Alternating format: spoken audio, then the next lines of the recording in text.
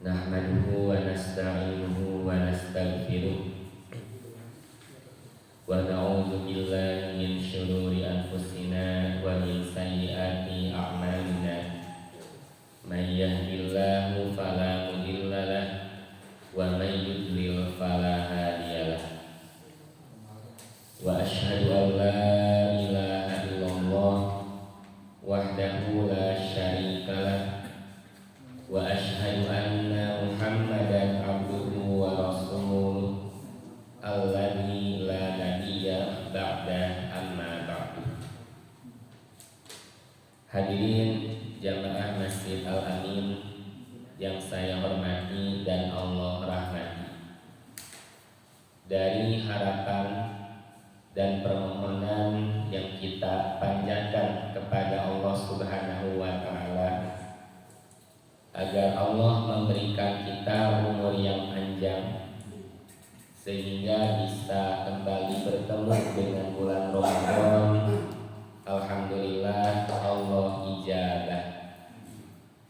Sekarang kita sudah berada di bulan yang kita rindukan, di bulan yang penuh dengan keberkahan.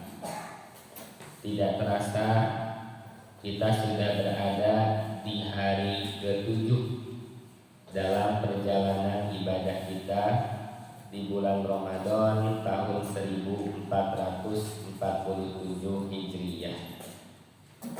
Dan sungguh ini merupakan kesempatan berharga yang Allah Subhanahu wa Ta'ala berikan kepada kita agar kita menaikkan level ketakwaan, memperbanyak melakukan amal soleh, mendekatkan diri kepada Allah Subhanahu wa Ta'ala demi menggapai maghfirah dan rahmat-Nya. Hadirin ikhwatu iman yang Allah muliakan, maka saat kita meyakini betapa berharganya kita bisa berada di bulan Ramadan, maka kita akan mengerjakan ibadah dengan penuh kesungguh-sungguhan dan menjaga sekuat iman agar ibadah kita benar-benar diterima oleh Allah Subhanahu wa Ta'ala. Karena Rasulullah Shallallahu Alaihi Wasallam bersabda, "Rubba shaimin," betapa banyak orang yang mengerjakan saum, "laisa lahu min siyamihi illa ju'," tapi tidak ada yang didapat dari saumnya melainkan hanya rasa lapar saja. Rubba qaimin, betapa banyak pula orang yang qiyamul Ramadan atau populer disebut sholat tarawih. Laisa lahu min qiyamihi ilas sahar, tapi tidak ada yang didapat dari qiyamnya melainkan hanya rasa lelah saja, hanya rasa kesal dan pegal saja. Bagaimana agar ibadah saum kita, qiyamul Ramadan kita, begitupun ibadah-ibadah yang lainnya bisa benar-benar diterima oleh Allah Subhanahu wa Ta'ala? Di hadis lain Rasulullah Shallallahu Alaihi Wasallam bersabda, "Man shoma Ramadana imanan wa ihtisaban." Dalam redaksi lain, "Man qoma Ramadana imanan wa ihtisaban." Siapa yang saum pada bulan Ramadan karena dasar keimanan, meyakini Allah yang memerintahkan. Yang kedua, ihtisab, hanya mengharapkan balasan dari Allah saja. Begitupun qiyamul Ramadannya sama Pak. Syaratnya imanan wa ihtisaban. Maka Allah akan memberikan jaminan kepada kita, ghufira lahu ma taqaddama min dzambi. Pasti Allah akan mengampuni dosa-dosa kita yang telah lalu. Sungguh ini kabar gembira bagi kita, karena kita manusia teramat banyak dosa, banyak kesalahan yang kita lakukan. Maka dari kesadaran ini dan pengakuan diri yang banyak dosa, Ramadan jadi peluang berharga untuk kita ibadah dengan sebaik-baiknya demi menggapai maghfirah dan rahmat Allah. Kalau kita mendapatkan maghfirah atau ampunan Allah, maka dipastikan kita bersih dari dosa dan layak menempati surga. Nah, ini sebagai pengantar yang benar-benar harus kita perhatikan. Jangan sampai Ramadan berlalu sia-sia, tidak kita manfaatkan dengan sebaik-baiknya. Hadirin, duduknya kita di majelis ilmu pada pertemuan subuh kali ini memiliki nilai berbeda dibandingkan pertemuan kita pada pekan sebelumnya. Mengapa? Karena sekarang kita bukan hanya sedang tholabul ilmi, tapi kita pun sedang mengerjakan saum. Inilah istimewanya ibadah saum, menjadi sempurna bila dirangkai dengan ibadah yang lainnya.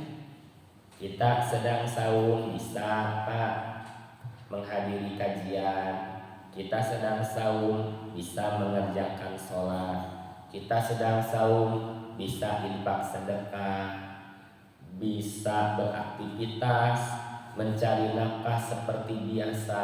Jadi saum sempurna ketika dirangkai dengan ibadah-ibadah yang lainnya. Tapi sholat misalnya Bapak sedang sholat, ada kenceleng lewat, bisa memasukkan uang 50.000 Bapak ke kenceleng itu? Tidak, sholatlah sholat saja. Tapi saum yang kita kerjakan bisa pula mengerjakan amal ibadah yang lainnya. Dan inilah yang membuat saum kita lebih bernilai di hadapan Allah Subhanahu wa ta'ala. Maka bila ada orang saum sebatas saum, sholatnya dilalaikan, Qur'annya diabaikan, infak sedekahnya tidak dikeluarkan, saum mengumpul, maka tidak akan bernilai di sisi Allah Subhanahu wa ta'ala.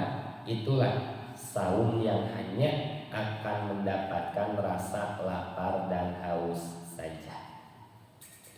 Nah hadirin, untuk selanjutnya di antara amal ibadah yang harus kita tingkatkan di bulan Ramadan, yaitu mari kita sama-sama memakmurkan masjid. Saya yakin jamaah sekalian pasti menjadi orang yang terdepan dalam memakmurkan masjid. Nanti mengenai takmirul masjid ada dua macam atau dua bentuk. Pertama, hissiyah, memakmurkan masjid dengan mengeluarkan sebagian harta yang Allah titipkan kepada kita untuk sarana prasarana, untuk agenda kegiatan di dalamnya. Mau itu membangunnya, menjaga kebersihannya, penerangannya, gitu Pak. Dan ini benar-benar harus diperhatikan. Yang kedua, memakmurkan masjid bentuknya maknawiyah, yaitu kita sholat berjamaah di masjid setiap waktu sholat wajib. Seperti sekarang Pak, kita mengadakan dan menghadiri kajian oleh Al-Lukman, diperluas kemanfaatannya ya melalui YouTube. Nah gitu, sehingga semakin menjangkau orang-orang di luar sana yang bisa jadi tidak bisa hadir pada kesempatan kali ini. Itulah memakmurkan masjid dalam bentuk maknawiyah, dan ini yang lebih utama dan harus diperhatikan oleh kita bersama. Masjid Nabawi seperti yang kita ketahui saat ini, dulu bukan karena kemegahan bangunannya, bukan karena kelengkapan sarana prasarananya, tapi siapa orang yang pertama kali memakmurkan masjid tersebut? Tiada lain Nabi kita tercinta, Nabi Muhammad SAW. Jadi kalau sudah ada agenda kegiatan, sudah ada kebaikan rutin yang dilakukan, masyarakat jamaah merasakan banyak kemanfaatan, mendapatkan ilmu berharga dari masjid tersebut, insya Allah untuk urusan yang lainnya akan mengikuti. Allah pasti melengkapi, memudahkan melalui tangan hamba-hambanya yang soleh untuk mengeluarkan sebagian harta yang Allah titipkan kepada kita demi kemakmuran masjid tersebut. Justru sebaliknya jamaah, kalau masjid sebatas megah dari bangunannya, mewah dari sarana prasarananya, tapi tidak ada agenda kebaikan di dalamnya, maka justru di situ yang mengkhawatirkan, karena di situ di antara tanda akhir zaman. Orang hanya bangga sebatas bangunannya saja, tapi tidak menghadirkan kebaikan di dalamnya. Nah, maka semoga semangat kita tidak melemah untuk sama-sama menggapai keutamaan di bulan Ramadan dengan menjadi orang yang terdepan melakukan kebaikan, memakmurkan masjid di antaranya. Nah hadirin, dalam hadis yang diriwayatkan oleh Imam Muslim, Rasulullah SAW bersabda, yang menyebabkan sabda ini ada cerita sebelumnya, diterangkan oleh Jarir bin Abdullah bahwa ja'a nasun minal a'rabi ila Rasulillah sallallahu alaihi wasallam. Sekelompok orang-orang datang menemui Rasulullah sallallahu alaihi wasallam minal a'rabi, dari Arab pedalaman, orang Arab Badui, gitu Pak. Keadaan mereka itu sangat mengkhawatirkan. Mereka bertelanjang dada tanpa beralas kaki. Nah, gitu kondisinya. Melihat keadaan demikian, maka para sahabat memperhatikan wajah Nabi Shallallahu Alaihi Wasallam nampak sedih, nampak memprihatinkan orang-orang A'rabiyun yang tadi. Dan surtiknya, mengertinya para sahabat, tahu apa yang membuat wajah Nabi nampak sedih. Maka di antara sahabat ada yang pulang segera lalu mengambil sesuatu untuk diberikan kepada orang-orang tersebut. Ada yang membentangkan bajunya, Pak, sok saha nu bari nambihan ye. Itu yang punya kurma diberikan, yang punya kismisnya atau sekedar uangnya saja, ada uang yang dibentangkan, sok saha nu bari nambihan. Nah, melihat keadaan yang tadi, maka Nabi SAW tersenyum seraya bersabda, man sanna fil islami sunnatan hasanatan. Siapa di dalam Islam yang memulai sunnah, suatu amalan, suatu kebiasaan yang baik, faumila biha ba'dahu, lalu diamalkan pula kebaikan itu oleh orang-orang setelahnya, oleh orang-orang yang lainnya, kutibalahu mislu ajri man amila biha, maka dicatatlah ajru pahala sebanyak orang-orang yang mengikutinya. Lupa. Nah Nah ini kaitan siapa yang pertama kali memulai agenda kebaikan di satu masjid gitu. Siapa yang pertama kali menggerakkan, hayu kita sisihkan sebagian harta kanggo ngabangun masjid, sarana prasarananya. Ada yang mengikuti, ada yang melanjutkan, maka orang yang memulai itu Pak mendapatkan pahala sebanyak orang yang mengikutinya. Nah gitu. Ini diantara contoh pula Pak, tidak selamanya sedekah terang-terangan itu ria, ingin mengharapkan pujian orang lain. Da kaitan ikhlas ria mah amalan hati. Bapak misalnya disebarkan ya Pak proposal gitu, di depannya ada pendahuluan, ada maksud tujuan gitu kan, ada apa saja yang dibutuhkan, terakhir ada tabel sok sahanu bade ngabantos gitu kan. Pertama ditulis Pak Haji, nah gitu 5 juta gitu Pak diserah. Biar aku nomor 2 na 5.000 atau lebih teuing Pak. Kan pas ke nomor 2 Pak Haji 5 juta gitu Pak. Hebat semangat. Biar aku nak ke 25.000 atau jauh teuing gitu.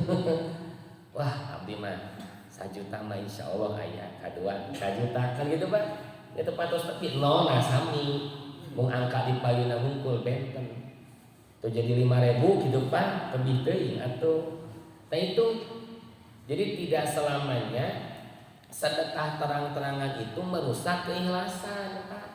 Contohnya hadis yang tadi terang-terangan ini sok saya punya segini sok kanggo ngabangun ieu masjid ieu itu Pak untuk sarana prasarananya manawi anu bade nambihan wah abdi Pak gitu dah. Ini Pak ya nanti siapa yang memulai atau yang menjadi penggerak sehingga banyak orang yang mengikuti, selanjutnya banyak orang yang merasakan kemanfaatannya sehingga makmurlah dengan agenda kebaikan, maka yang memulainya itu dapat pahala sebanyak apa yang mengikuti kebaikan yang dicontohkan. Nah gitu Pak. Sebaliknya hati-hati kita, jangan sampai memulai suatu keburukan.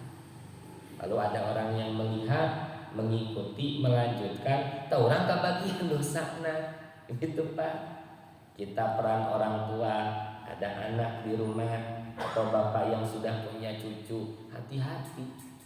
Makanya dalam ilmu pendidikan, ya pendidikan keluarga khususnya, jangan sampai keributan ayah dan ibu di rumah disaksikan oleh anak. Itu berdampak buruk Pak pada psikis si anak. Dampak buruk kedepannya si anak mengikuti. Gitu Pak. Tindak kasar ayah kepada ibunya. Oh orang teh laki berarti kenging gitu dah, hati-hati Pak. Nanti tertanam tuh dari apa yang dilihat. Atau seorang ayah melakukan kemaksiatan tengajarkeun anak, nah tengajakan tinggali aya minuman, aya kegiatan judi, nah gitu Pak si budak teh teuretik ningali oh gitu geuning kalakuan bapak urang gitu Pak.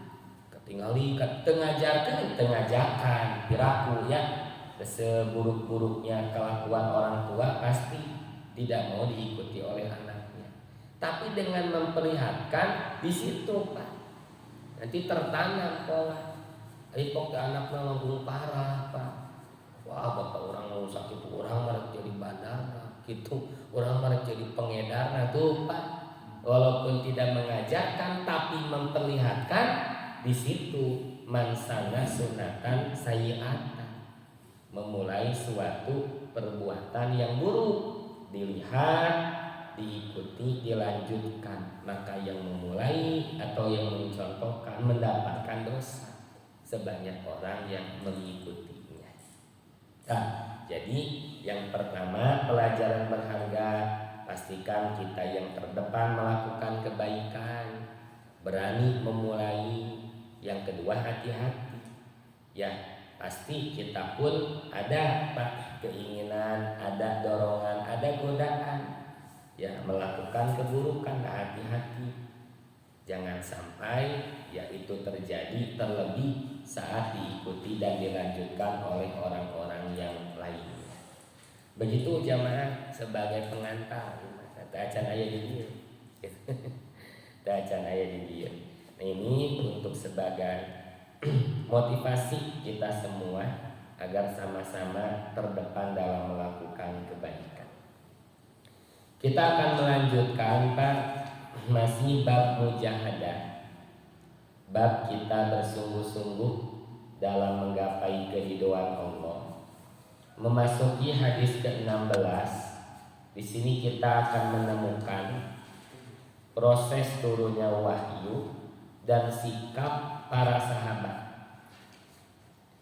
Hadisnya dari An Abi Mas'udin Uqbah bin Amr Al-Ansari Al-Badri radhiyallahu anhu. Dari Abu Mas'ud Uqbah bin Amr Al-Ansari Al-Badri, semoga Allah meridhoinya, qala ia berkata,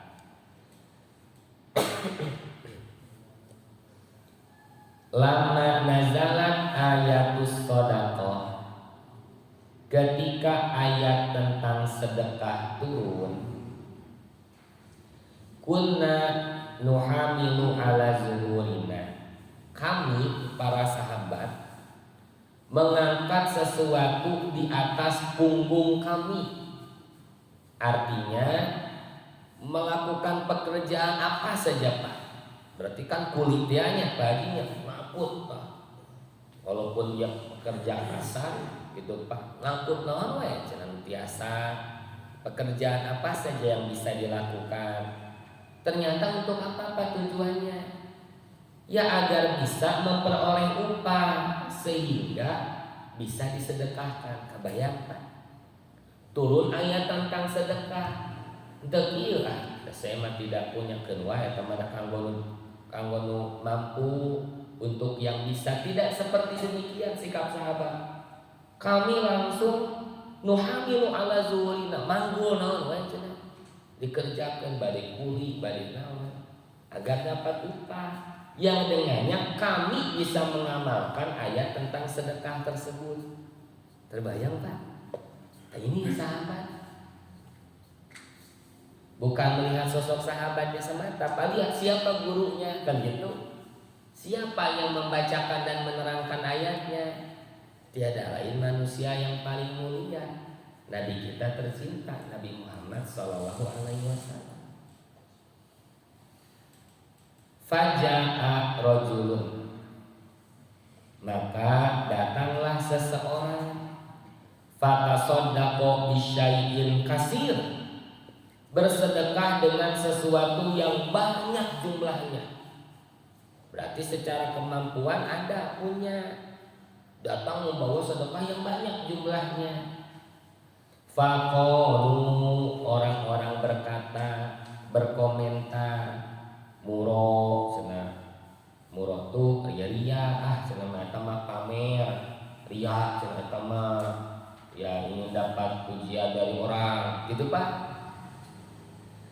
Terus datang lagi, ja'a rajulun akhar, datang seseorang yang lain, fatasaddaqa bisoin, bersedekah hanya dengan satu sok.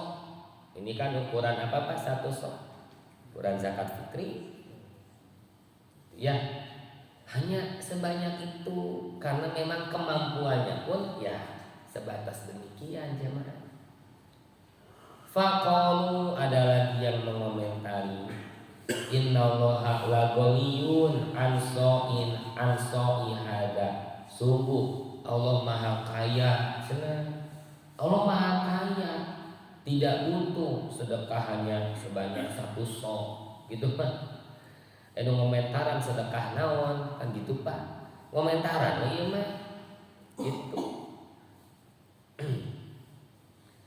Fanazalat, nah maka turunlah ayat. Nah ini surah At-Taubah ayat 79. A'udzu billahi minasy syaithanir rajim. Alladzina yalmizunal mutawwi'ina minal mu'minina fis shadaqati walladzina la yajiduna illa juhdahum fayaskharuna minhum sakhirallahu minhum walahum adabun alim. Di sini Allah berfirman menjelaskan tentang keadaan orang-orang yang tadi, yang segera bekerja melakukan apa saja yang dia bisa untuk bersedekah. Tapi ada sisi lain, orang yang hanya sibuk mengomentari saja. Allah menerangkan orang munafik yaitu tuh, ternyata yang tadi mengomentar si eta Maria cenah hoyong dipuji pamer gitu, tapi aku cenah sedekahannya sebegitu, Allah kan maha kaya. Nah ternyata Allah menerangkan tah eta teh jalmi munafik, yaitu mereka yang mencela orang-orang beriman yang memberikan sedekah dengan sukarela, dan yang mencela orang-orang yang hanya memperoleh untuk bersedekah sekedar kesanggupannya, sekedar kemampuannya. Maka orang-orang munafik itu menghina mereka. Tuh, jadi kontan Allah langsung memberikan penjelasan sebagai jawaban terhadap orang-orang yang hanya sibuk mengomentari. Allah akan membalas penghinaan mereka. Tuh Pak, kita mah punya Allah. Ya, tidak usah dibuat lelah menyikapi komentar yang tidak menyenangkan itu. Jangan mematikan semangat kita untuk melakukan kebaikan. Allah akan membalas penghinaan mereka itu, dan mereka akan mendapat azab yang pedih. Nah hadirin, ayat ini bukan hanya menerangkan yang terjadi pada masa Nabi SAW, tapi sampai kapanpun akan ada orang seperti ini. Gitu Pak, bakal ayat banyak banget. Mau enak zaman media sosial banyak. Wah, orang yang tidak punya iman kuat, nah segala yang komentaran ya Pak, si jempol gitu. Dan ini jadi bukti Pak, ketika Allah menerangkan nanti di akhirat mulut kita dikunci, tangan berbicara, ti alina wae kita kabuktos. Gitu kan. Mulutnya diam tapi jempolna teh gitu tah. Tuh kan mulutnya diam Pak, tangan berbicara tuh geringannya. Jangankan di akhirat, di dunia saja dengan kecanggihan teknologi sudah terbukti. Jumatan dilarang berbicara Pak, ya. Nya dia mulutnya mah tapi kitu wae kana HP. Nya fakot lago eta teh. Sia-sia Jumatannya. Da abi mana teu ngobrol, eta teh ngobrol. Hanya pakai tangan, pakai jempol gitu Pak. Ya. Nanti kaki menjadi saksi kan gitu di akhirat teh. Jangankan nanti di akhirat Pak, sekarang saja di dunia sudah terbukti dengan kecanggihan teknologi. Punten Bapak, di mana posisi Sherlock tuh Pak? Posisi kita belum di tempat yang dimaksud tuh. Punten cenah, saya belum sampai gitu ya. Karena kalau di Sherlock apa di mana? Istri bertanya, ya di mana ya? Belum pulang jam segini. Ini di rumah teman ada acara dulu. Coba Sherlock gitu Pak. Pasti Sherlocknya di rumah teman di mana ieu mah?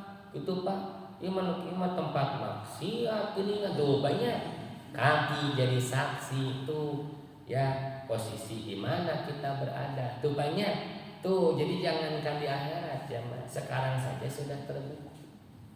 Kan kalau share lokasi tergantung kita di mana. Kebaca nanti sama mental gitu jamaah. Ya.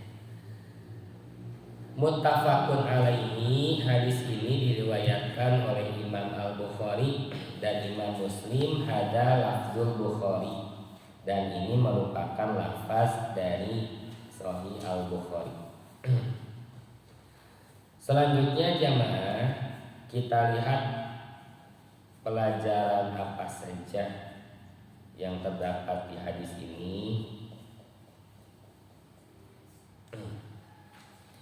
Baik, pertama, hadis ini menerangkan kepada kita mengenai generasi emas, generasi terbaik. Jadi manusia-manusia yang hidup menjadi generasi terbaik karena langsung mendapatkan ilmu dari sumber mata air yang jernih, yaitu para sahabat radhiyallahu anhum. Mereka pun menjadi saksi terhadap perjuangan Nabi Shallallahu Alaihi Wasallam membersamai dan membela perjuangan Islam. Maka sungguh setelah para nabi, khususnya Nabi Shallallahu Alaihi Wasallam, kemudian kita mempelajari kisah nabi yang lainnya, maka poin berikutnya manusia-manusia yang harus kita teladani adalah para sahabat. Maka Nabi Shallallahu Alaihi Wasallam menjaga kemurnian iman para sahabat, bahwa siapa yang mencela, siapa yang menghina para sahabat, dipastikan diragukan keislamannya. Dan itu terjadi, Pak.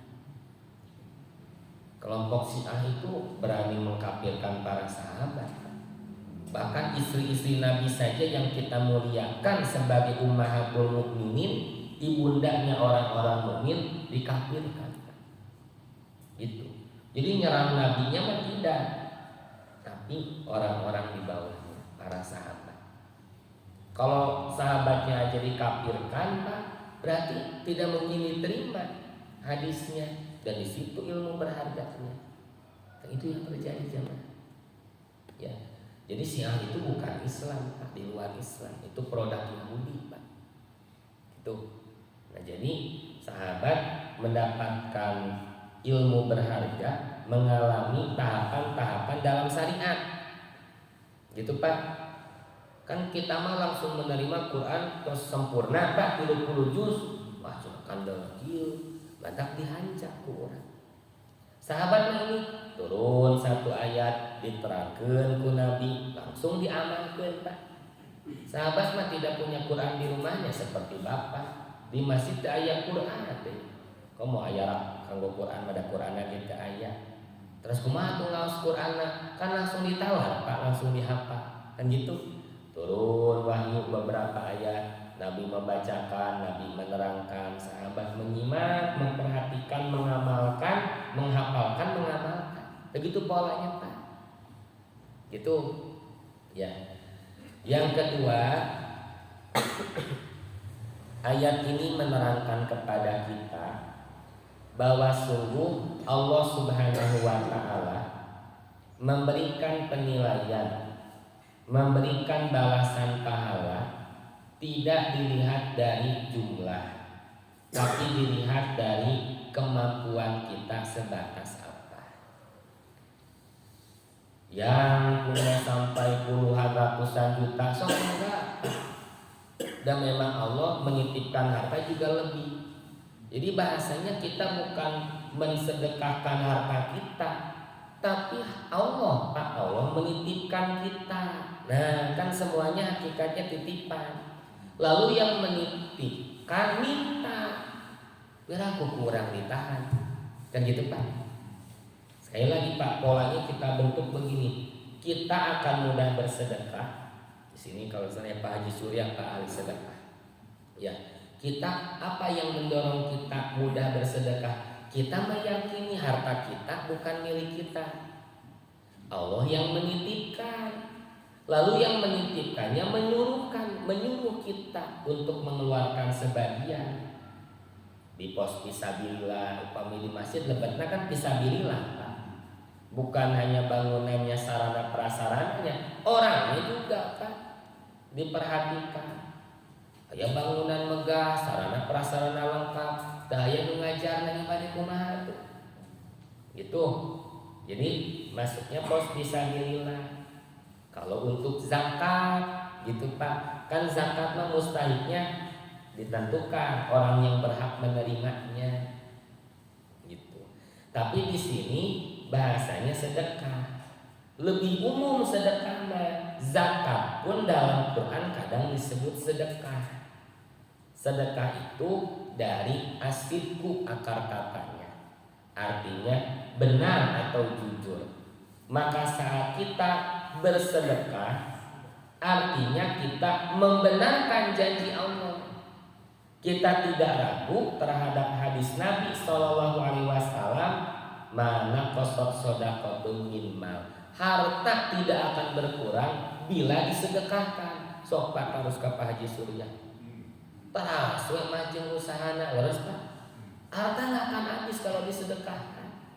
Nabi yang memberikan jaminan berdasarkan wahyu. Hitung-hitungan matematikanya jangan pola manusia, tapi Allah yang maha kaya. Gitu Pak. Maka saat Bapak Ali sedekah, jangan takut. Allah maha kaya, akan mengganti dengan yang lebih baik lagi.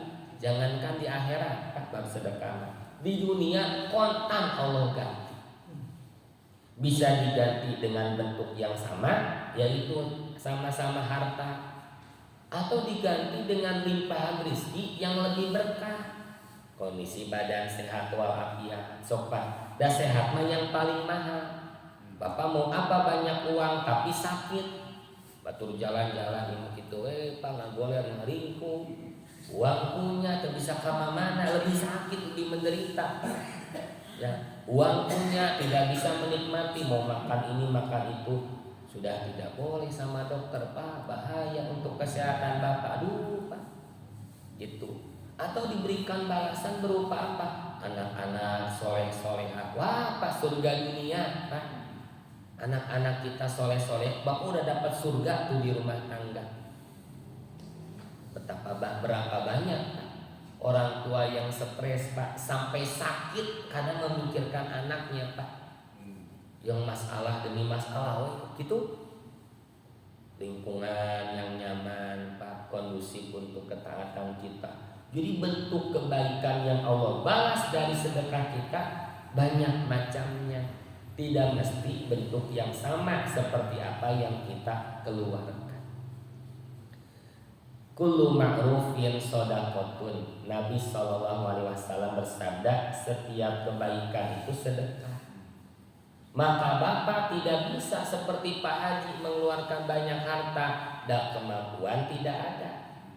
Bapak bisa membantu bersedekah dengan tenaga, dengan kemampuan yang kita bisa. Apa saja Pak, termasuk memakmurkan masjid. Sampai suatu ketika Nabi SAW pernah kehilangan di masjid orang yang suka beres-beres, yang suka bersih-bersih. Kamana jenazah pula? Dijawab oleh seorang sahabat, sudah meninggal dunia wahai Rasulullah. Nabi nampak marah. Kenapa aku tidak diberitahu? Gitu sahur Nabi. Kan bisa jadi Nabi sedang tidak di masjid Pak, sedang tidak di tempat. Ya, tidak tahu. Kenapa saya tidak diberitahu? Karena para sahabat menganggap kira-kira tukang beberes gitu Pak. Beragia tukang bebersih diurang, diurusna gitu Pak. Beri mulai dimandikan, dikapangi, disolatkan, dikuburkan. Kurang lah, tong ngariweuh Nabi. Gitu maksud sahabat mah. Nabi mah sedang ada urusan yang lain. Oleh kita saja segera diurus jenazahnya. Nabi bertanya, kenapa saya tidak diberitahu? Artinya apa Pak?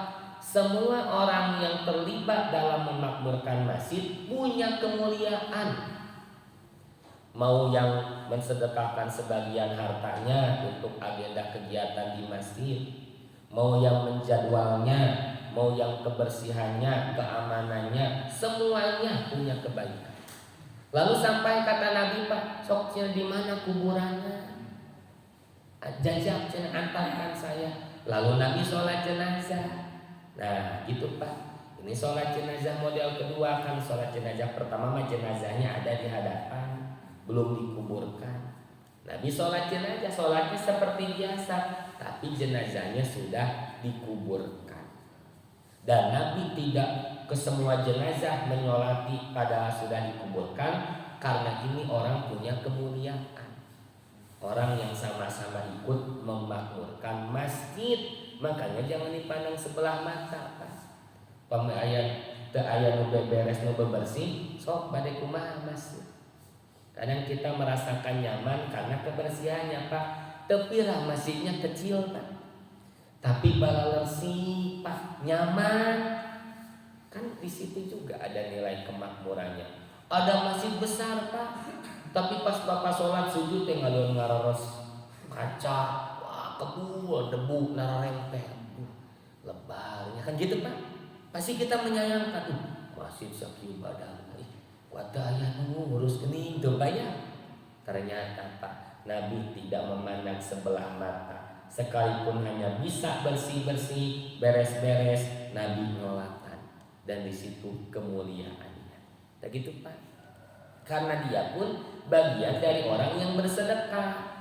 Tidak dengan harta, tapi dengan tenaga yang dia bisa. Di antaranya membersihkan dan beres-beres masjid. Gitu, Pak. Ada yang bertanya, kan eta mah cenah tos aya anggaran atuh DKM, permingguan sabaraha, persasi sabaraha. Maka itu jangan jadi tujuan utama. Kalau jadi tujuan utama, Pak, mengeluh ya. Ai beberesna bebersihna capek na jiga kumaha. Ai umum sakit gitu, Pak. Nah, jadi jangan jadi tujuan utama itu, Pak. Ya, itu mah balasan penghargaan di dunia dari tenaga yang terpakai, balasan sempurna mah dari Allah Subhanahu wa taala. Ya. Nah, jadi di sini sedekah lebih umum, Pak. Sedekah itu pembuktian dari kita membenarkan apa-apa yang Allah sampaikan, apa-apa yang Nabi Shallallahu Alaihi Wasallam sabdakan. Nah, selanjutnya, Pak, di sini menunjukkan keimanan para sahabat. Tidak melemah semangatnya walaupun mendapat komentar yang buruk. Sepertinya, Pak, kalau ini menimpa kita, ada stres, Pak, teteh, atau biributun bisa jadi. Gitunya. Kan yang tadi bawa banyak harta, sudah tambah pamer, lihat, gitu, Pak. Atuh Pak terawas, atuh Pak. Kurang nampilna teh. Ya. Tapi para sahabat teu paduli, dirinya rek mun naon ge. Da kami mah mengharapkan nilai dari Allah Ta'ala. Tuh, Pak. Karena murni tertuju ingin mendapatkan balasan dari Allah Ta'ala, maka para sahabat tidak mempedulikan komentar yang menyakitkan. Tuh, Pak. Ini luar biasa, jemaah. Dan ini tidak mudah, Pak. Orang mengadon puluh, Pak. Orang geus berusaha dituduh ria, geus moal deui da makan gitu, gitu, Pak. Yang kedua, yang hanya satu sok, Pak, sarau lah istilahnya mah. Hanya segitu maktunya. Si atunya Allah mah maha kaya cenah. Piragungan sakitu tuh. Sagala we di komentar. Anu komentaran mah Pak kesedekah nanang dawah munafik. Nah, bagi yang hanya bisa sedikit di komentaran seperti itu menyakitkan, iya, Pak, tapi tidak menjadi kendala, tidak melemahkan semangat juangkeun wae rek ngomong naon kumaha, mau berbicara seperti apapun, dirinya yang tahu kemampuan, Allah yang Maha tahu dan memberikan balasan. Nah, ini mental para sahabat, Pak. Gitu. Dan kita tidak bisa membuat senang semua orang. Kita tidak bisa diterima oleh semua kalangan. Ada kalanya perjuangan kita justru tak dihinakan. Biarkan orang yang benar-benar ikhlas tidak melemahkan semangat juang walaupun mendapatkan penilaian yang buruk dari orang-orang di sekitar. Ya. Itu. Nah, selanjutnya Allah Ta'ala mengungkapkan tentang siapa sebenarnya orang yang memberikan komentar buruk. Kan nifaq itu tersembunyi, Pak. Secara zohiriyahnya dia bagian dari orang beriman. Hanya kata-katanya seperti yang tadi, Allah membuka apa yang disembunyikan. Nah, nu kitu teh kalakuan orang munafik. Maka sahabat pun ketika Allah menurunkan ayat 79 surah At-Taubah mendapatkan jawaban, oh pantesan komentarnya demikian, ada orang munafik. Nah gitu jemaah. Sedangkan orang mukmin yang sebenar-benarnya justru Pak menyemangati dan terbawa, wah dia orang gak punya, tidak bisa, manggul segala rupa Pak, bekerja, melakukan apa yang dia mampu. Masa saya diam-diam saja jadi terajak, termotivasi. Dia bisa mengeluarkan walaupun satu sok kurma, satu sok makanan. Masa saya diam saja? Gitu Pak, pasti berlomba-lomba. Orang beriman yang sebenar-benarnya mah tidak melemahkan atau tidak berburuk sangka terhadap mereka yang mengeluarkan banyak harta untuk disedekahkan. Nah hadirin ikhwatu iman yang Allah muliakan, demikian satu hadis untuk pertemuan subuh kali ini. Hadis berikutnya panjang Pak, saya buat beberapa paragraf. Insya Allah pertemuan berikutnya kita lanjutkan. Semoga masih Allah berikan kesempatan jamaah semuanya sehat walafiat.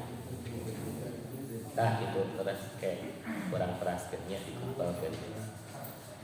Ada yang mau menambahkan Pak? Pak Haji? Pak Haji Imam Kak? Demikian yang bisa disampaikan. Mohon maaf atas segala kekurangannya. Terima kasih jamaah untuk kehadiran dan kebersamaannya. Semoga duduknya kita di majelis ilmu ini menambah nilai kebaikan pada ibadah saum yang sedang kita kerjakan. Rabbana atina fid dunya hasanah wa fil akhirati hasanah wa qina adzabannar. Aqulu qawli hadza wa astaghfirullah li wa lakum. Wassalamualaikum warahmatullahi wabarakatuh.